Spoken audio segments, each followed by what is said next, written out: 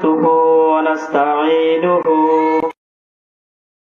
ونستغفره ونعوذ بالله من شرور أنفسنا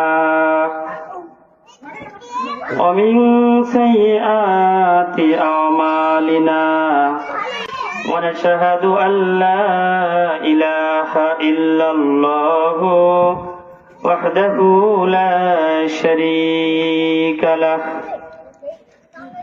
الذي أرسل رسوله بالحق بشيرا ونذيرا فقد قال الله تعالى في كلامه المجيد وفي فرقانه الحميد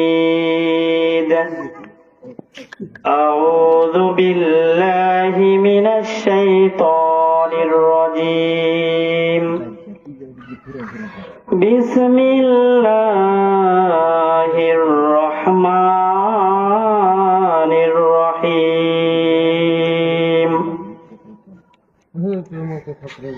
وما هو بقول شاعر قليلا ما تؤمنون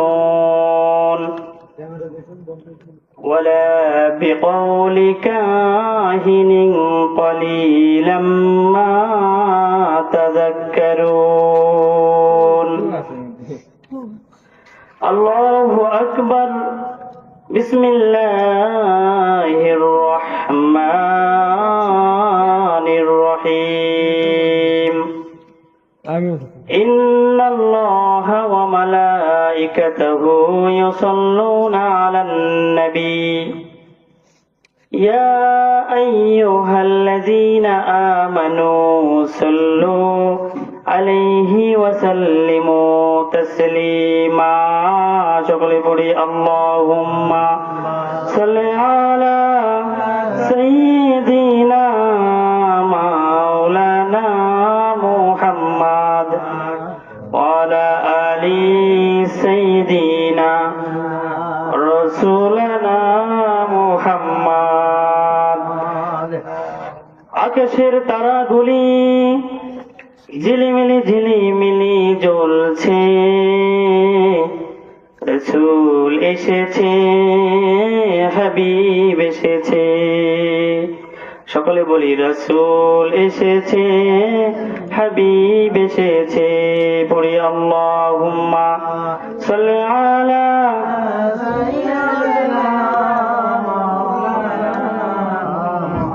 ওয়া আলা আলি সাইয়্যিদিনা হাবিবানা মুহাম্মদ আসমান জমিন পশু প্রাণী সেদিন খুশিতেই হেসেছিল পড়ি আল্লাহুম্মা সাল্লি আলা সাইয়্যিদিনা মাওলানা মুহাম্মদ ওয়া আলা আলি সাইয়্যিদিনা রাসূলানা মুহাম্মদ ঘড়ির কাঁটা চলতে থাকে সময় আর থেমে থাকে না জীবনের সময় ফুরিয়ে যাবে দিন তারিখ তো নাই জানা আল্লাহুম্মা সাল্লি আলা সাইয়্যিদিনা ওয়া আলা আলি সাইয়্যিদিনা রাসূলানা মুহাম্মদ সকলে পড়ে বালাগল উলা বি কামালিহি কাশাফাত তুজা বি জামালিহি হাসনাত জামিউ খিসালিহি সাল্লু আলাইহি ওয়া আলিহি আবার বলি বালাগল উলা বি কামালিহি কাশাফাত তুজা বি জামালিহি হাসনাত জামিউ খিসালিহি সাল্লু আলাইহি ওয়া আলিহি আলহামদুলিল্লাহ আমি আপনাদের সামনে সর্বপ্রথম তেলাওয়াত করেছিলাম কোরআনের সূরা হাক্ক থেকে তেলাওয়াত করেছিলাম। এই কোরআনের তেলাওয়াত শুনে অনেক মানুষ, পথহারা মানুষ পথের দিশা ফিরে পেয়েছে। সাইয়েদনা ওমর ফারুক রাদিয়াল্লাহু তাআলা আনহু, উনি রাসূলুল্লাহ সাল্লাল্লাহু আলাইহি ওয়াসাল্লামের মাথা কল্লা কাটতে গিয়ে শুধু কোরআনের তেলাওয়াত শুনে হেদায়েত ফিরে পেয়েছিল কি পায় নাই বলেন তো? পেয়েছিল। বিশের হাফি নামে একজন আল্লাহওয়ালা মানুষ ছিল। এই ব্যক্তি মদ পান করত, কিন্তু রাস্তায় কুড়িয়ে পেয়েছিল বিসমিল্লাহির রহমানির রহিম কাগজের টুকরাতে। কাগজের টুকরা বিসমিল্লাহ পড়তে পারে না, কোরআনও পড়তে পারে না। কোরআন মানুষকে দামি করে কিভাবে, এটা আমি বোঝানোর জন্য এই ঘটনাটি বলতেছি। বিসমিল্লাহ যে লেখেন উনি বোঝে না, কোরআনের আয়াত দেখে বলতেছে যে ইস, কোরআনের আয়াত পড়ে আছে, এত সুন্দর আয়াত পড়ে আছে, ময়লা লাগছে, কে ফেলছে? উঠিয়ে ভালো করে ধুয়ে মুছে গায়ের সঙ্গে মুছে খুব একটা সম্মানীয় স্থানে রেখে দিয়েছেন। বিশের হাফি রহমতুল্লাহ আলাইহি যখন ঘুমিয়ে গেলেন, আল্লাহ রাব্বুল আলামিন হাসান বসরি রহমতুল্লাহি আলাইহিকে স্বপ্ন যুগে দেখা, স্বপ্নে ইলহামের মাধ্যমে জানিয়ে দিয়েছে, যে ব্যক্তি আমার কোরআনের আয়াতকে এত সম্মান করলো, তুমি তাকে জানায়া দাও আমি রব্বুল আলামিন তাকে মাফ করে দিয়েছি। ভাইরা আমার, বন্ধুগণ,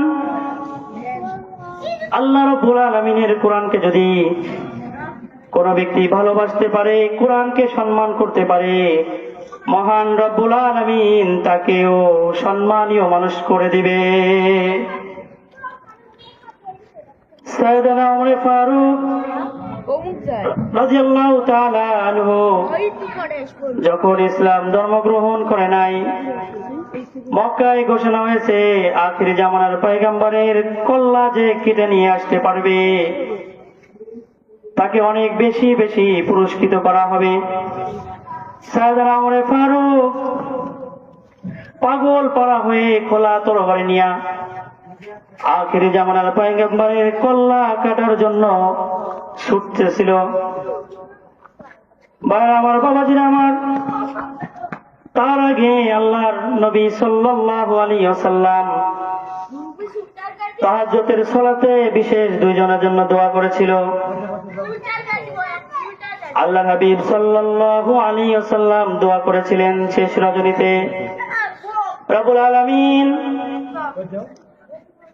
হিশামের বেটা আবু জাহেলকে ইসলামের জন্য তুমি কবুল করে দাও, অথবা খত্তাবের বেটা ওমরকে তুমি ইসলামের জন্য কবুল করে দাও। সাইয়েদনা ওমর ফারুককে আল্লাহ রাব্বুল আলামিন তিনটি ধাক্কায় মুসলিম হিসাবে গ্রহণ করেন। তিনটি ধাক্কা দিয়া, ইমানে ধাক্কা দিয়া মুসলমান তৈরি করে নিয়েছে। এক নম্বর ধাক্কা ছিল আল্লাহ নবীর তাহাজ্জুদের সালাতের দোয়ার ধাক্কা। তাহাজ্জুদ নামাজে আল্লাহর হাবিব সাল্লাল্লাহু আলাইহি ওয়াসাল্লাম বিশেষ দোয়া করেছিল, রব্বুল আলামিন খত্তাবের বেটা ওমরকে কবুল করে নিয়েন। আল্লাহ রাব্বুল আলামিন আবু জাহেলকে কবুল না করে খত্তাবের বেটা ওমরকে কবুল করেছিল। ওই দিন কিভাবে কবুল করেছিল আমি আপনাদেরকে জানাইতে চাই। এজন্য যে কোরআনের পথে যদি কোনো ব্যক্তি আসে, একজন ব্যক্তি যদি এই কোরআন নাও পড়তে পারে, কোরআনকে যদি সম্মান করে, দাম দেয় কোরআনকে, তাহলে আল্লাহ রাব্বুল আলামিন তাকেও দামি করে দেয়। হযরতে ওমর ফারুক আল্লাহর নবীর কল্লা কাটার জন্য খোলা তরবারি নিয়ে ছুটতেছে, কিন্তু তার আগে আল্লাহর হাবিব সাল্লাল্লাহু আলাইহি সাল্লাম দোয়া করেছিল, কি করে নাই বলেন? এই দোয়ার ধাক্কায় ওমর ফারুকের মন নরম হয়ে আছে আগে থেকেই, কিন্তু এই কথা সাইয়েদনা ওমর ফারুক বুঝতে পারে নাই। সাইয়েদনা ওমর ফারুক মসজিদুল হারামের পাশে গিয়েছে আল্লাহর হাবিব সাল্লাল্লাহু আলাইহি ওয়াসাল্লামের কল্লা কাটার জন্য। এশার সালাতে আল্লাহ নবী সূরা হাক্ক তেলাওয়াত করতেছিল, আল্লাহ হাক্ক তুমাল হাক্ক وما أدراك ما الحاقة كذبت ثمود وعاد بالقارعة فأما ثمود فأهلكوا بالطاغية জোরে জোরে পড়ি সুবহানাল্লাহ। সাইয়েদনা ওমর ফারুক আল্লাহর নবীর মধুর কণ্ঠের কোরআন তেলাওয়াত শুনে মুগ্ধ হতে লাগলেন। আল্লাহর নবীর নামাজ পড়াচ্ছে আল্লাহর হাবিব সাল্লাল্লাহু আলাইহি সাল্লাম, আর আল্লাহর নবীর পিছনে লুকিয়ে লুকিয়ে নবীর পাক জবানের কোরআন তেলাওয়াত শুনতেছিল। আর মনে মনে ভাবতেছে, আরে আব্দুল্লাহর বেটা মোহাম্মদ এত সুন্দর কথা কোত্থেকে শিখলো, এত সুন্দর মধুর কণ্ঠে কবিতার মতো পড়ে। আব্দুল্লাহর বেটা মোহাম্মদ সাল্লাল্লাহু বিকৌলি শাইরিন নুন। আল্লাহু আকবার বলি। এই আয়াতের অর্থ ছিল, ওহে তোমরা শোনো, এটা কোনো কবির বানানো কোনো কবিতা নয়। তোমরা অল্প সংখ্যক মানুষের প্রতি বিশ্বাস করো, অল্প সংখ্যক মানুষ তোমরা যোগদান করো। সুবহানাল্লাহ বলেন। সাইয়েদনা ওমর ফারুক ভাবতেছে, আব্দুল্লাহর বেটা মোহাম্মদ আমাকে তো দেখে নাই, আমাকে না দেখে আমার মনের কথার জবাব কিভাবে দিল। আমি মনে করেছিলাম আব্দুল্লাহর বেটা মোহাম্মদ কবি হয়ে গিয়েছে, অথচ কোরআনের আয়াতে আল্লাহ রাব্বুল আলামিন জানায় দিচ্ছে এটা কোনো কবির বানানো কোনো কবিতা নয়, তোমরা অল্প সংখ্যক মানুষের প্রতি কি মানানো। সুবহানাল্লাহ বলেন। আমাকে তো আব্দুল্লাহর বেটা মোহাম্মদ দেখে নাই, না দেখে আমার মনের কথা কিভাবে বুঝতে পারলো? তাহলে আব্দুল্লাহর বেটা মোহাম্মদ মনে হয় গণক হয়ে গিয়েছে। নাউজুবিল্লাহ বলেন। আব্দুল্লাহর বেটা মোহাম্মদ মনে হয় গণক হয়ে গেছে। উত্তর দিয়েছে মনের কথা। আল্লাহ হাবিব সাল্লাল্লাহু আলাইহি ওয়াসাল্লামের পরের আয়াতের তেলাওয়াত ছিল সুন্দর। পরের আয়াতের তেলাওয়াতের কথাও ছিল ওমর ফারুকের মনের কথার জবাব। ওয়ালা বিকাউলি কাহিনিন কলিলাম মা তাযাক্কারুন। আল্লাহু আকবার বলেন। এই আয়াতের অর্থ ছিল, এটা কোনো গণকের কোনো কথা নয়, তোমরা অল্প সংখ্যক মানুষের প্রতি বিশ্বাস করো। সুবহানাল্লাহ বলেন। আল্লাহর কোরআন এমন একটি কোরআন, এই কোরআনের ভিতরে কোনো সন্দেহ নাই। এই কোরআনের কাছে যদি কোনো ব্যক্তি কোরআন না তেলাওয়াত করতেও পারে, কোরআনের কাছে এসে যদি কোরআনকে ভালোবাসে, কোরআনকে চুমু খায়, কোরআনকে হাতে নেয়, আল্লাহ রাব্বুল আলামিন তাকেও হেদায়েত দান করতে পারে। সুবহানাল্লাহ। দিল্লির মসজিদের সামনে একজন খ্রিস্টান পাদ্রী কিছু লাকড়ি দিয়া, কিছু খড়ি দিয়া আগুন ধরাইয়া দিয়েছে, আর বলতেছে আজকে মুসলমানের ইমানের পরীক্ষা হবে। খ্রিস্টান ধর্মের কিতাব নিয়ে আসছে, বলছে মুসলমানেরা তোমরা তোমাদের ধর্মের কোরআন নিয়ে আসো, আর আমি এই যে আমাদের ধর্মের কিতাব নিয়ে আসছি। খ্রিস্টান ধর্মের কিতাবের নাম কি জানি? খ্রিস্টান ধর্মের বাইবেল নিয়ে আসছে। বলতেছে যদি কোরআন পড়ে যায় তাহলে তোমাদের সকলকে খ্রিস্টান ধর্ম তোমাদের গ্রহণ করা লাগবে, আর যদি আমাদের খ্রিস্টান ধর্মের বাইবেল যদি না পড়ে যায়, আগুনের ভিতরে যদি না পড়ে যায়, তাহলে তোমরা সকলেই আমাদের ধর্ম গ্রহণ করবে, আর যদি তোমাদের আল কোরআন না পড়ে যায় আমরা তোমাদের ধর্ম গ্রহণ করব। নাউজুবিল্লাহ। সুবহানাল্লাহ। ঠিক আছে, কিন্তু বাবাজিরা আমার, ভাইয়েরা আমার, এইখানে এই খ্রিস্টান পাদ্রী কোরআনের প্রত্যেকটি, তাদের খ্রিস্টান পাদ্রী তাদের বাইবেলের প্রত্যেকটি পাতায় একটা মেডিসিন লাগিয়ে আসছিল, যেন আগুনে দিলেও না পড়ে। মুসলমানরা এটা জানে না। মুসলমানেরা চিন্তা করলো এই খ্রিস্টান পাদ্রীর যুক্তি শুনে যদি আমাদের আল কোরআন পড়ে যায় তাহলে আমাদের এই খ্রিস্টান ধর্ম গ্রহণ করা লাগবে।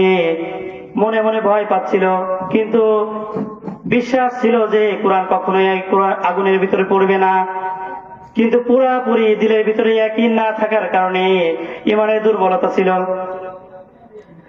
মুসলমানের ভিতরে দিল্লির মসজিদের সামনে থেকে একজন ব্যক্তি শাহ আব্দুল আজিজ দেহলভী রহমতুল্লাহি আলাইহিকে খবর দিলেন, যে বলতেছে, হুজুর, খ্রিস্টান একটি লোক দিল্লির মসজিদের সামনে এই ঘটনা ঘটাইছে।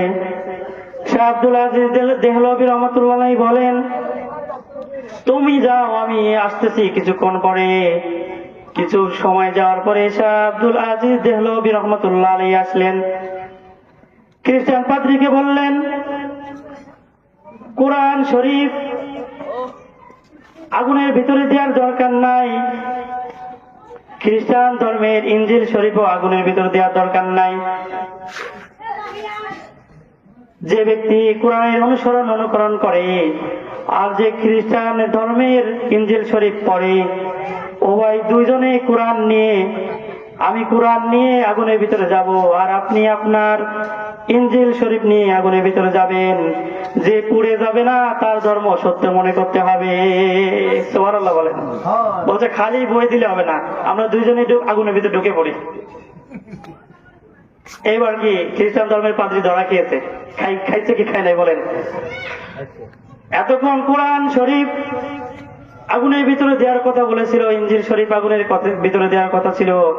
এখন ইনজিল শরীফের যে মালিক আসছে তাকে সহ আগুনের ভিতরে ঢোকা লাগবে। খ্রিস্টান পাদ্রী ভয় পেয়ে গেলেন। শাহ আব্দুল আজিজ দেহলভী রহমতুল্লাহ আলাইহি বলেন, ভয় পাওয়ার কোনো কারণ নাই, আমি আব্দুল আজিজ দেহলভী রহমতুল্লাহ আলাইহি আগে কোরআন নিয়ে আগুনের ভিতরে যাব। জোরে জোরে পড়ি সুবহানাল্লাহ। শাহ আব্দুল আজিজ দেহলভী রহমতুল্লাহ আলাইহি সর্বপ্রথম আগুনের ভিতরে চলে গেলেন কোরআন নিয়ে। কিছুক্ষণ থাকার পরে কোরআন বুকে নিয়ে কিছুক্ষণ থাকার পরে আগুনের ভিতর থেকে বের হয়ে আসছে। আর খ্রিস্টান পাদ্রী ভয়ে বলতেছে যে নিজের ভুল স্বীকার করলো, যে আমি আমার ইনজিল শরীফে আমি মেডিসিন নিয়ে লাগিয়ে আসছি। তারপরে বুঝতে পারলো একজন ব্যক্তি আগুনের ভিতরে যাওয়ার পরেও আগুনে তাকে জ্বালাইয়া দিল না, তাহলে তার ধর্ম সঠিক, দাঁড়াল কোরআন সঠিক। সঙ্গে সঙ্গে শাহ আব্দুল আজিজ দেহলভী রহমতুল্লাহ আলাইহির হাত ধরে বলতেছে, আমাকে পড়ায়া দেন নবীর কালেমা লা ইলাহা ইল্লাল্লাহু মুহাম্মাদুর রাসূলুল্লাহ সাল্লাল্লাহু আলাইহি ওয়াসাল্লাম। সকলে পড়ি লা ইলাহা ইল্লাল্লাহ, লা ইলাহা ইল্লাল্লাহ, লা ইলাহা ইল্লাল্লাহ। পড়ি সুবহানাল্লাহ, আলহামদুলিল্লাহ, লা ইলাহা ইল্লাল্লাহ, সুবহানাল্লাহ, আলহামদুলিল্লাহ, লা ইলাহা ইল্লাল্লাহ, লা ইলাহা ইল্লাল্লাহ। রিকশা চলে না চালক ছাড়া, নৌকা চলে না মাঝি ছাড়া। বলেন আমার সঙ্গে সঙ্গে, রিকশা চলে না চালক ছাড়া, নৌকা চলে না মাঝি ছাড়া, দুনিয়া চলে না আল্লাহ ছাড়া, দুনিয়া চলে না,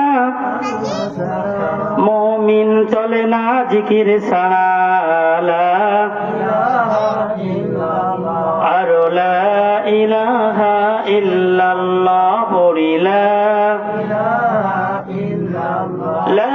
ইলাহা ইল্লাল্লাহু মুহাম্মাদুর রাসূলুল্লাহ সাল্লাল্লাহু আলাইহি ওয়াসাল্লাম। সাইয়েদনা ওমর ফারুক রাদিয়াল্লাহু তাআলা আনহু বলতেছে মনে মনে, আব্দুল্লাহর বেটা মোহাম্মদ আমার মনের কথার জবাব দিয়া দিল। বলতেছে এটা কবির বানানো কোনো কবিতা নয়, আবার বলতেছে এটা কোনো গণকের কথা নয়, আল কোরআন। তাহলে এটা কি? মনের ভিতরে পাগল পারা হয়ে গিয়েছে জানার জন্য। পরের আয়াত ছিল তানজিলুম মির রাব্বিল আলামিন। এইখানে আল্লাহ রব্বুল আলামিন জবাব দিচ্ছে ওমরের ফারুকের, সাইয়েদনা ওমরের মনের কথার জবাব দিচ্ছে যে আল্লাহ রব্বুল আলামিন যে আল্লাহ আসমান জমিন জাহান সৃষ্টি করেছে, পুরা জাহান, সেই সৃষ্টিকর্তার থেকে, সেই সত্তার থেকে এই আল কোরআন নাজিল হয়েছে। সুবহানাল্লাহ বলে। সাইয়েদনা ওমর ফারুক বুঝতে পারতেছে যে এটা কোনো সাধারণ কোনো কিতাব নয়, সাধারণ কোনো কোরআন নয়, কারণ এই কোরআনের ভিতরে কোনো সন্দেহ নাই যে ব্যক্তির তেলাওয়াত শুনে কোরআনের কাছে বসে আল্লাহ রাব্বুল আলামিন তাকে হেদায়েত দান করে। কারণ কোরআনুল কারীমের ভিতরে সূরা বাকারার 2 নম্বর আয়াতে আল্লাহ রাব্বুল আলামিন জানায় দিলেন, যালিকাল কিতাবু লা রাইবা ফীহি হুদাল লিল মুত্তাকিন। আল্লাহ রাব্বুল আলামিন জানায় দিলেন এই কিতাবে, এই কোরআনে কোনো সন্দেহ নাই। যে ব্যক্তি হেদায়েত দিতে চাবে আল্লাহ রাব্বুল আলামিন তাকে হেদায়েত দান করবে। ভাইরা আমার, বন্ধুগণ, এই কোরআনুল কারীম কোনো মিথ্যা নয়, কোরআনের একটি আয়াতের কথাও। কারণ আল্লাহ রাব্বুল আলামিন সূরা বাকারার ভিতরে বলতেছে, ওয়া ইন কুনতুম ফি রাইবিম মিম্মা নাযালনা আলা আবদিনা ফাতু বিসূরাতিম মিন মিসলিহি ওয়াদউ শুহাদাআকুম মিন দুনিল্লাহি ইন কুনতুম সাদিকিন। তোমরা যদি এই কোরআনুল কারীমকে সন্দেহ মনে করো, ভুল মনে করো, তাহলে কোরআনের ছোট্ট একটি সূরা বানিয়ে দেখাও তো কিরকম পারো। জোরে জোরে বলেন সুবহানাল্লাহ। আগের জামানার কবিরা, লেখকেরা, গবেষকেরা এই কোরআন লেখার জন্য একদিন নয়, 2 দিন নয়, হাজার হাজার মাস চেষ্টা করেছে, এখনো চেষ্টা করে যাচ্ছে অনেকেই, কিন্তু কোরআন শরীফকে কেউ নতুন করে তৈরি করতে পারে নাই। ভাইরা আমার, বাবাজিরা আমার, বন্ধুগণ, এই কোরআনুল কারীমের আলিফ বা তা থেকে ইয়া পর্যন্ত আগের জামানায় যেই কয়টা অক্ষর ছিল এখনো সেই কয়টি অক্ষর আছে কি নাই বলেন? আছে। আগের জামানার কবিরা, লেখকেরা, গবেষকেরা এই কোরআনুল কারীম লিখতে গিয়ে পারে নাই, এরকম সুন্দরভাবে অর্থ বলতে পারে না। লাস্টে বলতেছে, লাইসা হাযা কালামুল বাশার, এটা কোনো মানুষের বানানো কোনো কালাম নয়, এটা কোনো মানুষের বানানো কোনো কিতাব নয়। জোরে জোরে পড়ি সুবহানাল্লাহ। আল্লাযীনা ইউমিনুনা বিল গায়বি ওয়া ইউকিমুনাস সালাতা।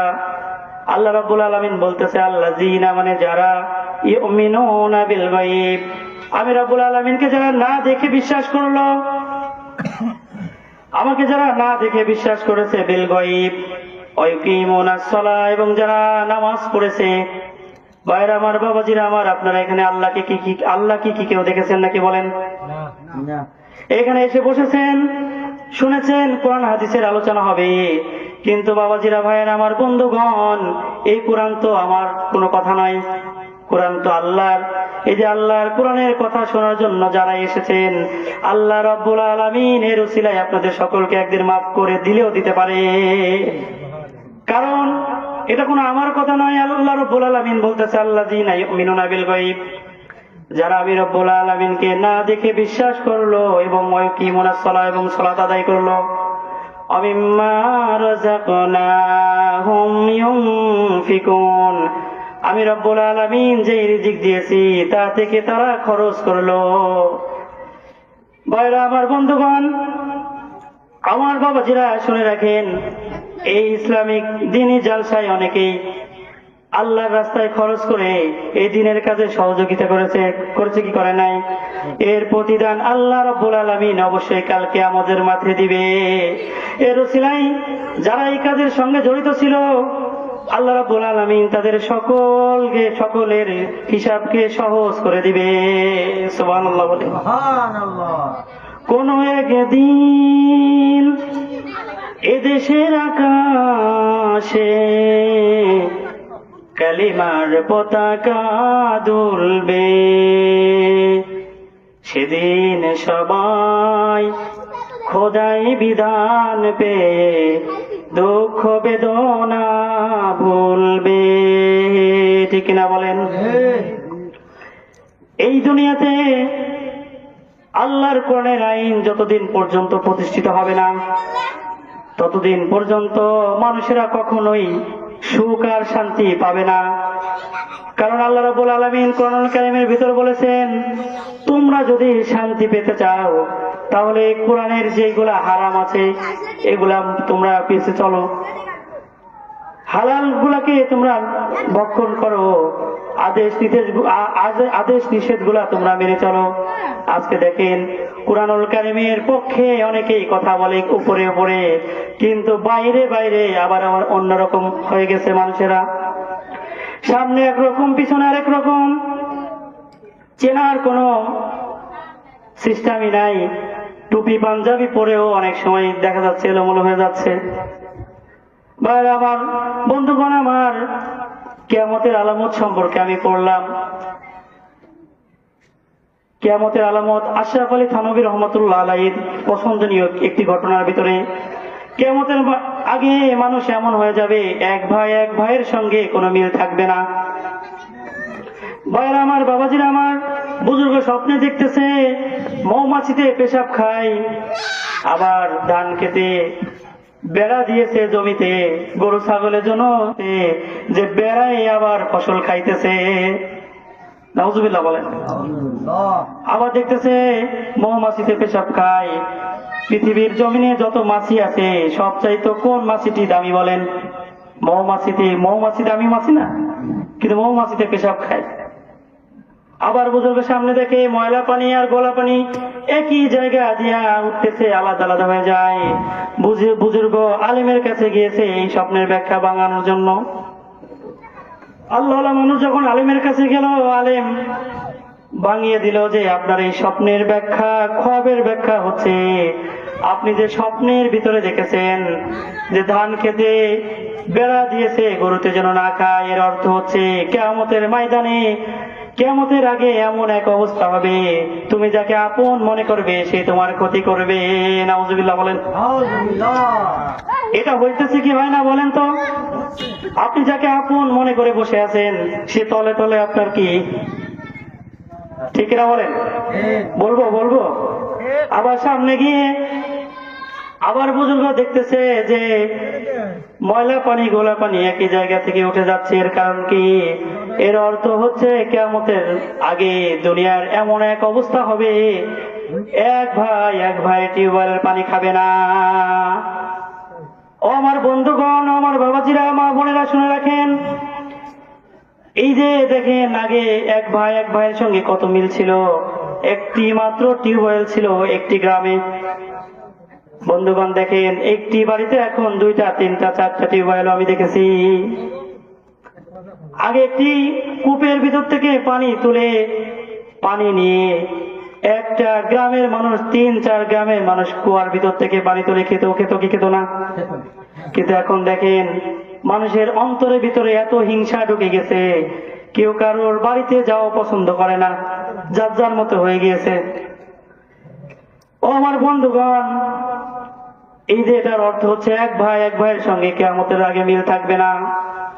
মৌমাছিতে পেশাব খায়, এই স্বপ্নের ব্যাখ্যা, এই খ্বাবের ব্যাখ্যা হচ্ছে কিয়ামতের আগে এমন এক অবস্থা হবে, সমাজে যাকে আপনি দামি মনে করবেন, সমাজে দামি সবচাইতে বেশি বড় বড় আলেমরা। এই আলেমদের ভিতরে একদল আলেম আছে যারাই নিজেরাই এলোমেলো কাজ করবে। নাউজুবিল্লাহ বলেন।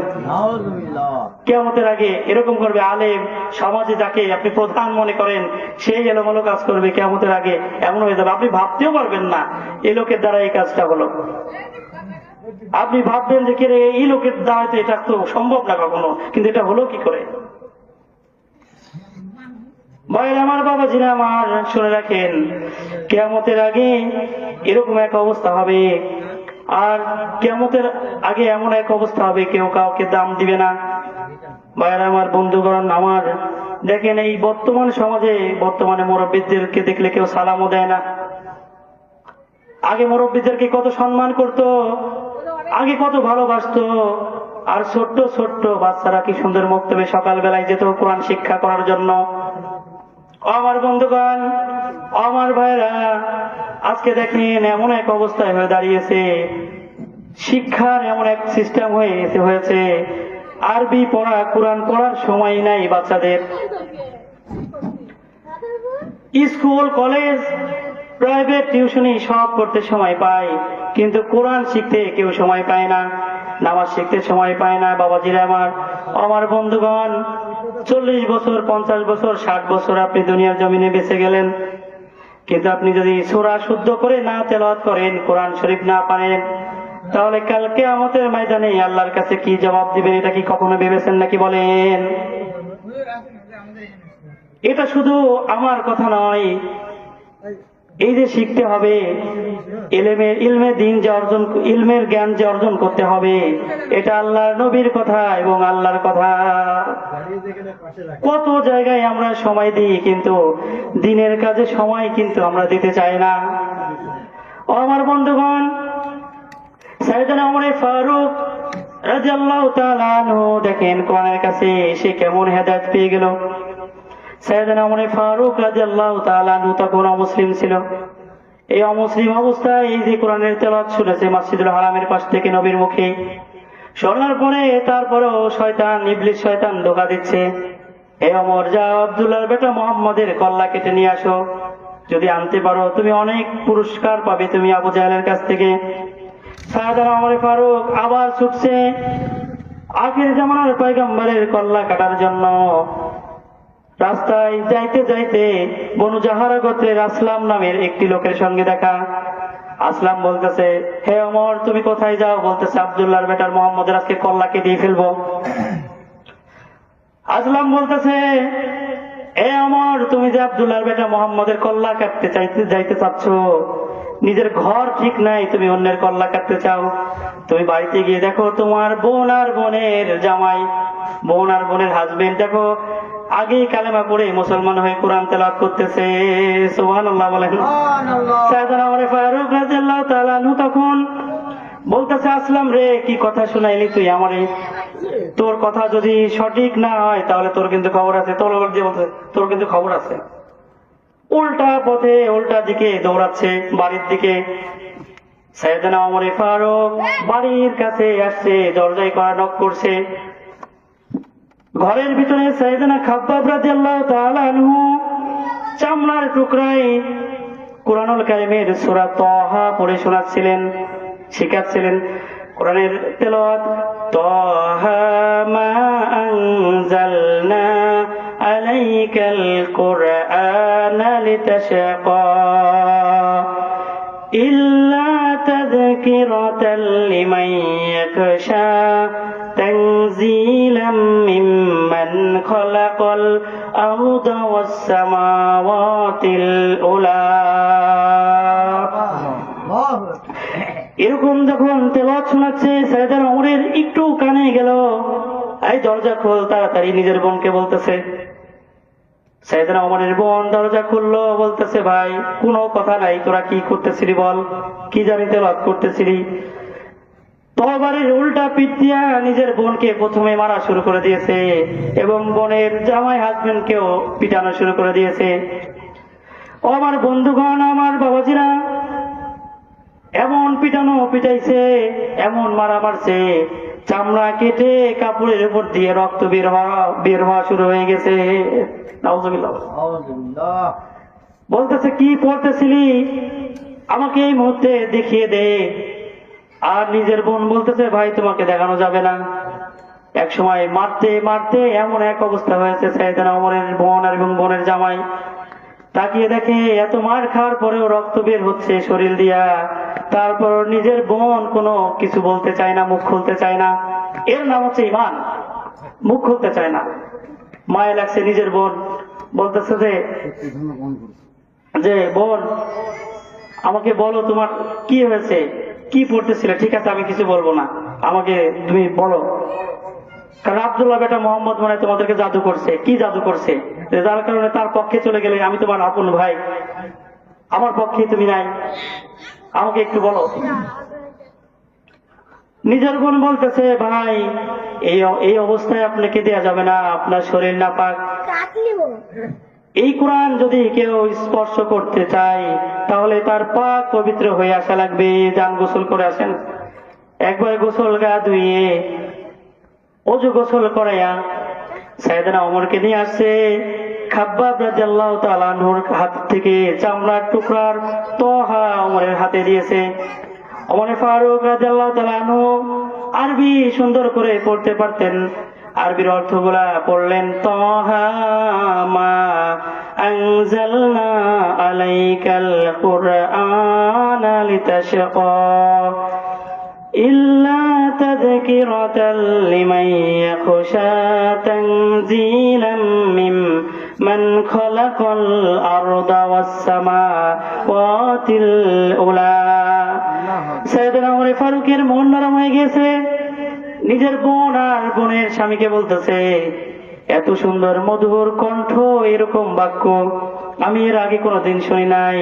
যার উপর নাজিল হয়েছিল সেই মুহাম্মদের মুখ থেকে যেহেতু এত সুন্দর কথা বের হয়েছে, জানি না সেই মানুষটি কেমন, আমাকে নিয়ে চলো তার কাছে। জোরে জোরে পড়ি সুবহানাল্লাহ। ও আমার বন্ধুগণ, ও আমার ভাইরা, আমার বাবাজি, শুনে রাখেন, কুরআনুল কারীমের তেলাওয়াত যদি কোনো ব্যক্তি শুনতো, কোরআনের অর্থ যদি কোনো ব্যক্তি ধ্যান খেয়াল করে শুনতো, আল্লাহ রাব্বুল আলামিন তাকে হেদায়েত দিয়ে দিত। কারণ কোরআনের ভিতরে আল্লাহ রাব্বুল আলামিন মানুষের কল্যাণের জন্য, মানুষ কিভাবে ভালো থাকবে, সুন্দর থাকবে, সংসার জীবনে কিভাবে ভালো করবে, সব রাব্বুল আলামিন বলে দিয়েছে। আপনি যদি কারো বাড়িতে যাইতে চান, কোন ভাবে যাবেন, কি অবস্থায় যাবেন, প্রবেশ করবেন, আল্লাহ রাব্বুল আলামিন বান্দা বান্দিকে ওটাও শিখিয়ে দিয়েছে। আল্লাহ রাব্বুল আলামিন সূরা নূরের 26 এবং 27 নম্বরে বলেন, ইয়া আইয়ুহাল্লাযীনা আমানু লা তাদখুলু বুয়ুতান গায়রা বুয়ুতিকুম হাত্তা তাস্তানিসু ওয়া তুসাল্লিমু আলা আহলিহা যালিকুম খায়রুল লাকুম লাআল্লাকুম তাযাক্কারুন। আল্লাহ রাব্বুল আলামিন বলেন, ওহে মুমিনগণেরা, তোমরা যদি নিজেদের গৃহ ব্যতীত অন্য কারো গৃহে প্রবেশ করতে চাও, ওই সমস্ত গৃহবাসীদের কাছ থেকে সালাম না দিয়ে, অনুমতি না নিয়ে প্রবেশ করো না। সুবহানাল্লাহ বলেন। এই কথাগুলো আমাদের শিখতে হবে কোরআন থেকে। অনেকের বাড়িতে গরুর মতো ঢুকে পড়ে, ছাগলের মতো ঢুকে পড়ে, ঠিক কিনা বলেন? কিন্তু বাড়িতে ঢোকার যে একটা আদব কায়দা আছে, এটা জানেই না, হুট করে ঢুকে পড়ে। এখানে আল্লাহ রাব্বুল আলামিন আপনাকে কি শেখাইলো বুঝতে হবে। ও আমার বন্ধুগণ, ও আমার মা বোনেরা, এই যে আমি যে কথাগুলো বলতেছি, এটা তো আমার কোনো কথা নাই। আল্লাহ রাব্বুল আলামিন জানায়া দিলেন যে তোমরা কারো বাড়িতে যদি প্রবেশ করো, তাহলে সালাম না দিয়ে, অনুমতি না নিয়ে প্রবেশ করো না। পরে রাব্বুল আলামিন জানায়া দিলেন, فإن لم تجدوا فيها أحدا فلا تدخلوها حتى يؤذن لكم وإن قيل لكم ارجعوا فارجعوا هو أزكى لكم والله بما تعملون عليم। যদি তোমরা গৃহে প্রবেশ করো, ওই মুহূর্তে যদি তোমাদেরকে বলে তোমরা ফিরে যাও, অনেকে আছে না, বাড়ির ভিতরে ঢোকার পরে বলে যে ভাই আপনি এখন চলে যান, আপনার ভাই বাড়িতে নাই, মহিলারা বলে না। আল্লাহ রাব্বুল আলামিন ওই কথা বলতেছে, ইরজিউ ফারজি, মানে ফিরে আসা। তোমরা ওই মুহূর্তে ফিরে আসবে, এটাই তোমাদের জন্য আদেশ। কারণ আল্লাহু বিমা তা'মালুনা আলীম। বাড়ির ভিতরে, ঘরের ভিতরে কি হইতেছে, কি হয় নাই, কি হচ্ছে না হচ্ছে, একমাত্র আমি রব্বুল আলামিন ভালো করে জানি। সুবহানাল্লাহ বলেন। এটা আল্লাহ রাব্বুল আলামিন কোরআনুল কারীমের ভিতরে বলেছে। আর হাদিসের ভিতরে হযরত আবু মুসা রাদিয়াল্লাহু তাআলা আনহু একবার ওমরের বাড়িতে আগমন করলেন। ওমরের বাড়ি থেকে একবার, দুইবার, তিনবার ডাকলেন, কোনো জবাব পায় নাই। আবু মুসা রাদিয়াল্লাহু তাআলা আনহু ফিরে আসলেন। আসার পরে ওমরে ফারুকের অনেক সময় পরে মনে হয়েছে বাড়ির ভিতরে মনে হয় কেউ ডাকাডাকি করছে বাইরে থেকে। বাড়িতে একজন লোক ছিল, তাকে বলতেছে, দেখো তো বাইরে কে ডাকাডাকি করলো। আমার বন্ধুগণ শুনে রাখেন, ওই বাড়ির কাজের লোকটি বাড়ির বাইরে এসে দেখে কেউ নাই, বলতেছে জানি না কি আসছে, যে আসছে তো চলে গিয়েছে। কয়েকদিন পরে আবু মুসা রাদিয়াল্লাহু তাআলা আনহুর সঙ্গে সাইয়েদনা ওমরের দেখা হয়েছে। বলতেছে ভাইজান, আপনি আমার বাড়িতে আসলেন, ডাকাডাকি করলেন, কিন্তু ফিরে চলে গেলেন কেন? আবু মুসা রাদিয়াল্লাহু তাআলা আনহু বলেন, আল্লাহর নবী বলেছে কারো বাড়িতে গিয়ে একবার ডাকার পরে, দুইবার ডাকার পরে, তিনবার ডাকার পরে যদি কোনো সাড়া না পাওয়া যায়, ওই মুহূর্তে সঙ্গে সঙ্গে ফিরে আসতে হবে, আল্লাহর নবী বলেছে। সাইয়েদনা ওমর ফারুক বলেন, এই হাদিসটি তো আমি শুনি নাই, যাদের সঙ্গে বলেছে তারা কি সাক্ষী আছে নাকি বলো, কারণ আমি বাজারের কাজে ব্যস্ত থাকার কারণে রাসূলের সামনে বসতে পারি নাই। সাইয়েদনা ওমর ফারুক রাদিয়াল্লাহু তাআলা আনহু এই হাদিসের প্রমাণ নেওয়ার জন্য আনসারী সাহাবীদের কাছে গেলেন, যে বলতেছে আল্লাহর নবী এই কথাটি বলেছে নাকি বলেন। অনেক সাহাবীরা সাক্ষী দিয়েছে, আল্লাহর নবীর পাক জবানে বলেছে একবার, দুইবার, তিনবার মানুষকে ডাকতে হবে, কোনো সাড়া না পেলে সঙ্গে সঙ্গে ফিরে আসতে হবে। আমার বন্ধুগণ, আল্লাহ রাব্বুল আলামিন কোরআনুল কারীমের ভিতরে যে কথাগুলা বলল, কোন মানুষ যদি এই কথাগুলার তাফসীর পড়তো, তরজমা পড়তো, মানুষের একটা আলাদা জগতের জ্ঞান তৈরি হতো মাথার ভিতরে, আলাদা একটি জ্ঞান বাড়তো। আপনি স্কুল কলেজে পড়েন কোনো সমস্যা নাই, কিন্তু পাশাপাশি আপনি কোরআনের তাফসীর পড়েন, হাদিস পড়েন, দেখবেন ভিন্ন এক জগতের জ্ঞান আল্লাহ রাব্বুল আলামিন আপনার ভিতরে দিয়ে দিবে। আজকে তো পড়াশোনা করতে চায় না, যুবকেরা, মা বোনেরা পড়াশোনা করতে চায় না। আবার দেখেন বাবাজিরা, আপনার তো শিক্ষিত মানুষ আছেন অনেকেই, অনেকে আছে চা স্টলে বিভিন্ন জায়গায় সময় দেয়, কিন্তু আপনি যদি বাংলা তাফসীর তরজমা কিনে নিয়ে পড়তেন বাড়িতে বসে বসে, এমন জ্ঞান অর্জন তৈরি করতেন যা পৃথিবীর জমিনে স্কুল কলেজে পড়ে পাওয়া যায় না কোরআনের জ্ঞান। আমি কিন্তু স্কুল কলেজকে ছোট করে নাই, কিন্তু স্কুল কলেজে যে শিক্ষাটা আছে, এই শিক্ষার সঙ্গে বাংলা যদি না পারেন আপনি তরজমা পড়বেন কি করে? বাংলা শিখতে হবে।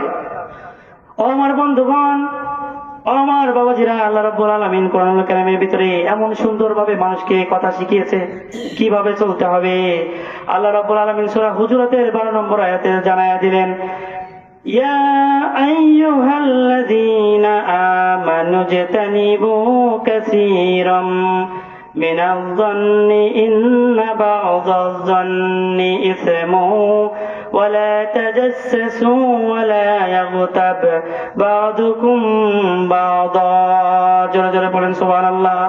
আল্লাহ রাব্বুল আলামিন জানায় দিলেন, ওহে মানুষেরা, তোমরা মানুষের থেকে কুধারণা থেকে বিরত থাকো, কারো বিষয়ে না জেনে ধারণা করে কথা বলো না, নিন্দা করো না কাউকে নিয়ে, আর মানুষের গোপন বিষয় তোমরা অনুসন্ধান করো না।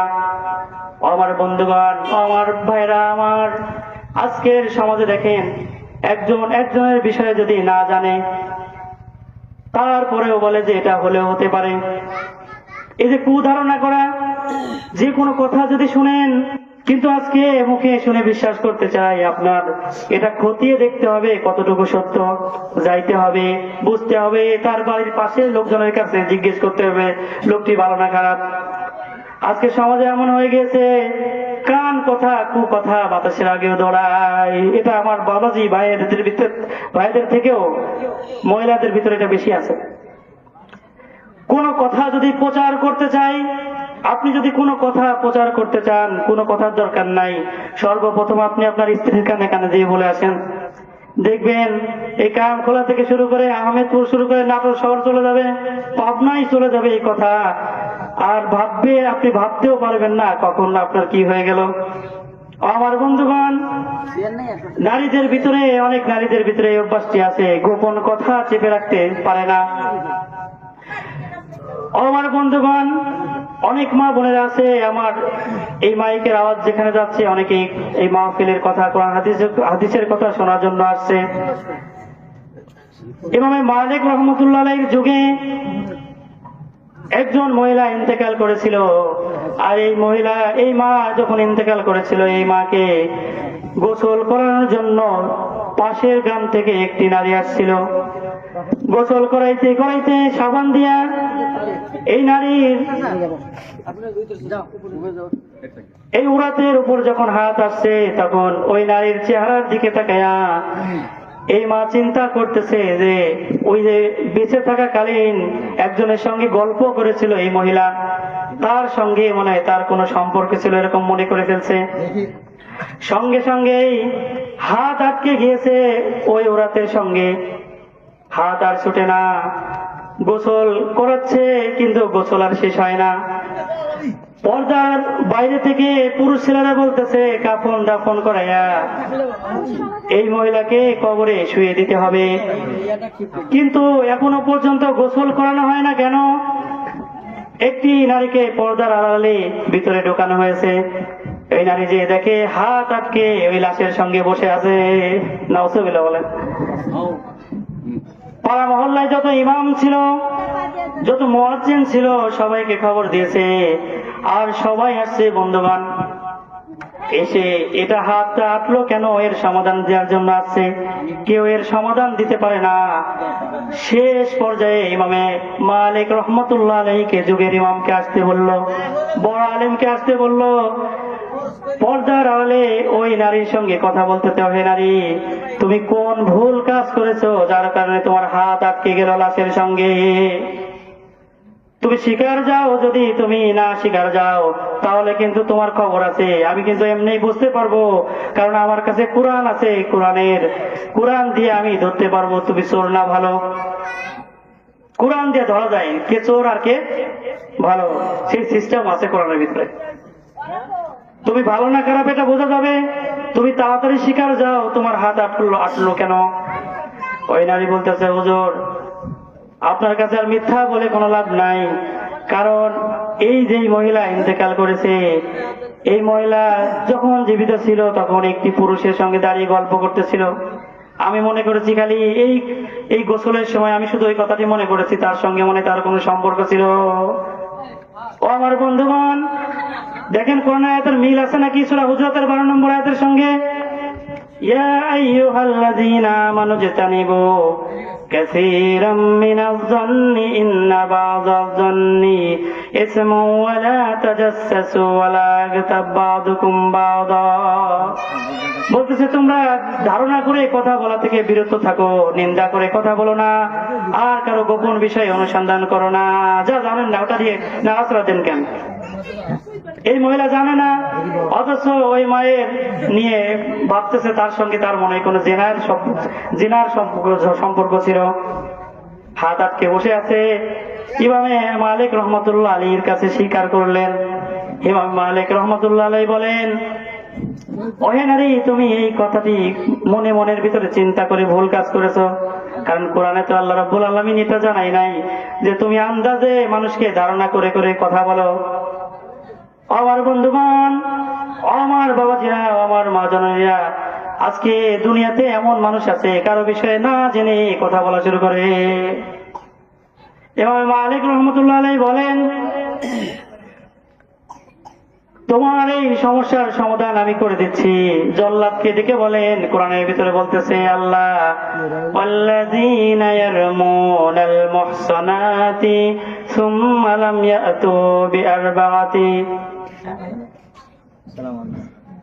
শেষ করে দিচ্ছি এই আয়াতকে, শেষ করে দিচ্ছি। ওয়াল্লাযীনা ইয়ারমুনাল মুহসানাতি সুম্মা লাম ইয়াতু বিআরবাআতি শুহাদা ফাজলিদুহুম ওয়াহিদাতান সামানিনা জালদাতান ওয়াহিদাতান ওয়ালা তাকবালু লাহুম শাহাদাতান আবাদা। আল্লাহ রাব্বুল আলামিন জানায় দিলেন, যদি কোনো ব্যক্তি সতী নারীর উপর অযথা দোষারোপ করে তাহলে তোমরা সমাজের লোকজনেরা ডেকে তাকে 80টি বেতের আঘাত করা হোক।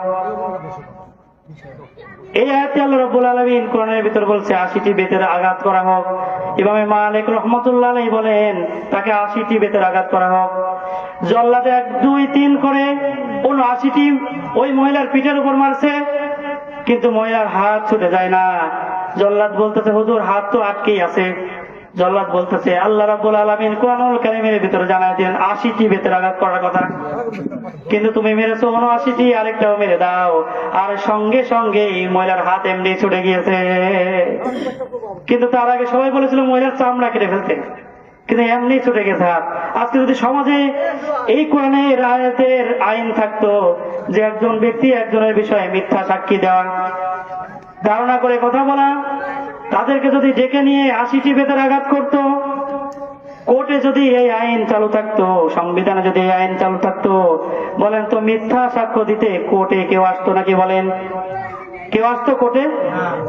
এই আয়াতটি যদি সংবিধানে, যদি সংসদে যদি এই আয়াতটি যদি থাকতো, এই আয়াতের যদি হুকুম থাকতো, তাহলে কেউ কারোর বিষয়ে না জেনে কথা আরে মিথ্যা সাক্ষী দিত না। আর যে দেখেন বর্তমান যুগে মিথ্যা সাক্ষীর অভাব নাই, 500 টাকা দিলে সাক্ষী পাওয়া যায়, একজন ভালো মানুষকে ফাঁসাইয়া দেয়।